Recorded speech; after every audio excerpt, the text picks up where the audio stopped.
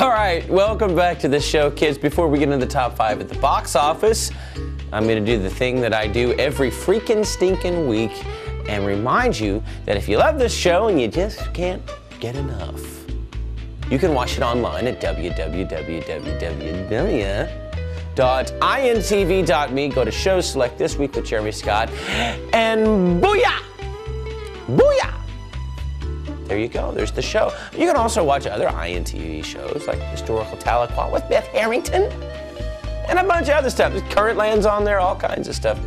So check that out. You can also vote on our poll. What's your favorite INTV show? Pick mine. Don't tell anybody I said that. Okay, top 5 at the box office, kiddos.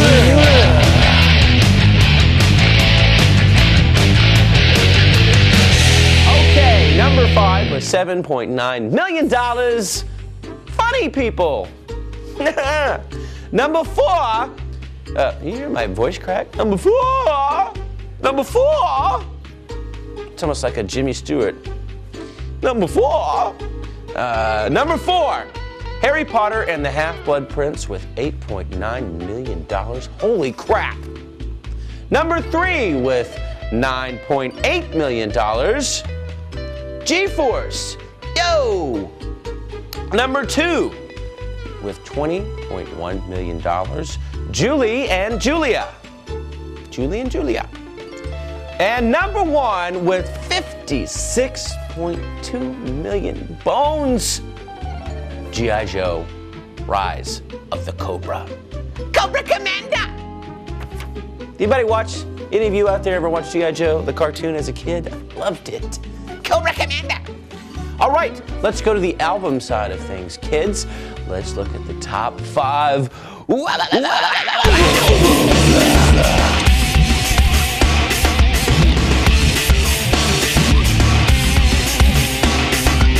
Okay, kids, this one's back at number 5. It started off as number 1 and then moved around. Now it's back.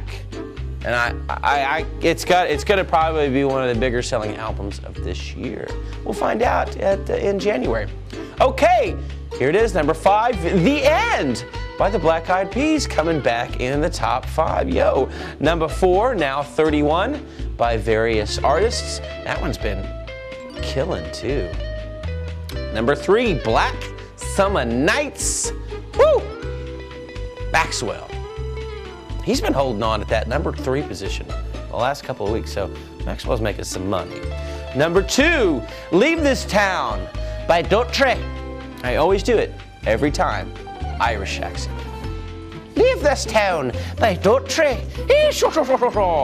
And number 1,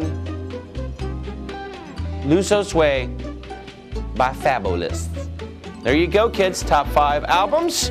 Okay, let's go out and learn something about rock and roll. Hi, I'm Michael from Intune Music, Tahlequah's Music Center, and it's time for another trip down rock and roll memory lane. Today, we're going to talk a little bit about the British invasion, and I'm not talking about the Beatles or Herman's Hermits or Dave Clark 5 or anything. I want to talk about some of the British blues invasion of the late 1960s, especially Fleetwood Mac, because we're going to get around to talking more about them.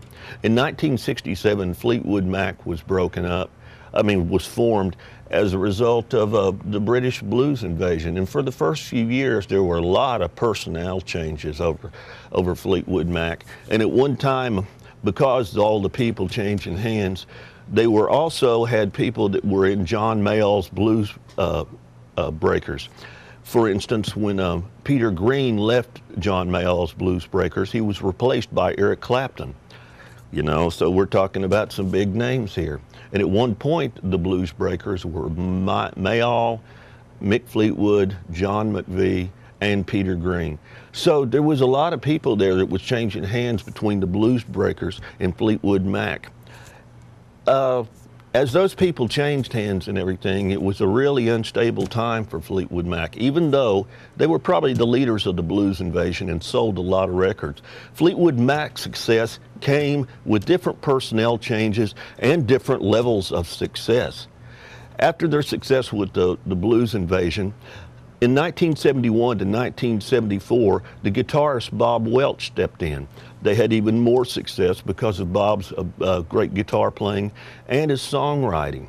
After about 1974, when he decided to leave the band, Mick Fleetwood went shopping, and he was looking for somebody else to be the replacements in Fleetwood Mac.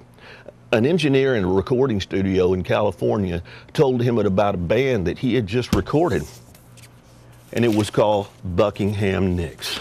Now, you may recognize these kids.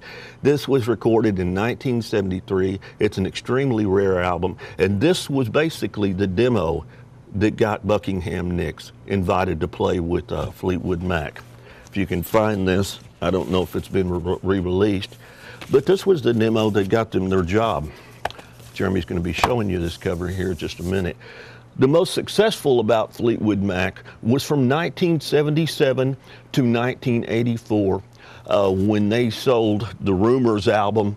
They sold 18 million copies of Rumors, 40 million in the US alone, 40 million worldwide, and is still considered to be one of the biggest, most successful rock albums of all time. In 2008, they announced that they were going to be going on tour again and reforming. You may have seen them recently at the BOK Center. But anyway, we're talking about Fleetwood Mac, Stevie Nicks, Lindsey Buckingham, and that's another trip down rock and roll memory lane. I'm Michael from In Tune Music. You're watching This Week with Jeremy Scott. Don't you forget it's INTV.